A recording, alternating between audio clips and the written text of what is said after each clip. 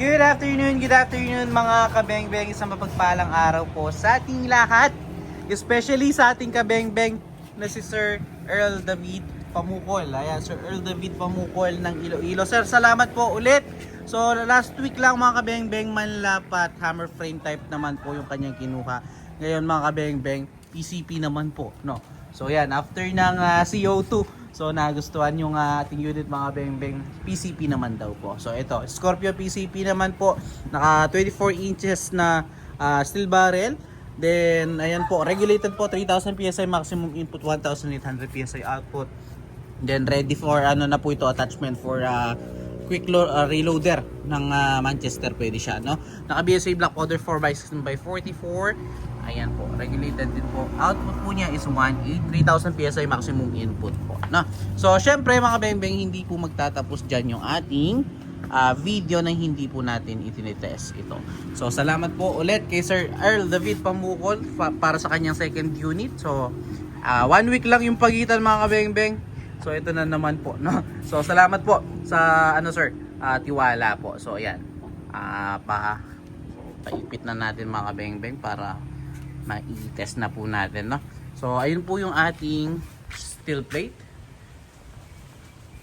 37 meters mga kabeng-beng. Test po natin. So gagamitin natin pellets, meter pellets, undersized and sorted straight from the box ng mga bala. So Sir Earl David Pamukol, ito po, subukan na po natin ang inyong unit, no? So first shot po tayo.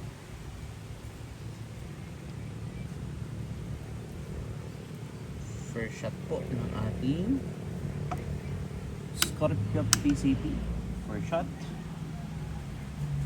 Yeah. First shot. First shot. Second shot. Second shot po. Ayusin lang natin ng konti yung ating gatong mama. Second shot.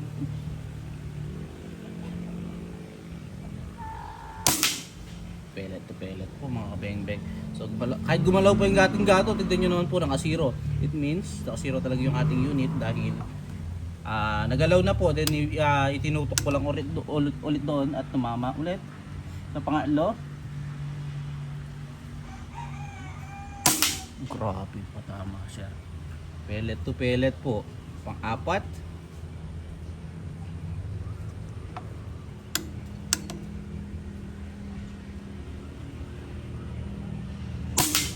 solid zero. Liit ng ating groupings, 37 meters.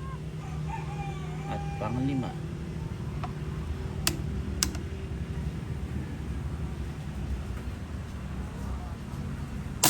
so sir, 5 out of 5 pellet to pellet, napakaliit ng groupings. So Sir Earl David Pamukol ng Iloilo, so salamat po, no? So ayun po yung ating steel plate. Puntahan po natin, no? Ayan, 37 meters po yan. Mas malayo po dun sa testing ng ating malapat frame type po ninyo, no? At malapat frame type, dito po tayo nag-test nun. Then dun po yung ating Scorpio PCP naman, Sir Earl David, no? Grabe sir, oh. Liit ng groupings, 37 meters. Ayan po yung ating groupings. Tignan nyo naman po yung pellet. Ayan, grabe sir. So salamat po again mga beng-beng. Sir, pahintayin na lang po yung unit. Peace out po.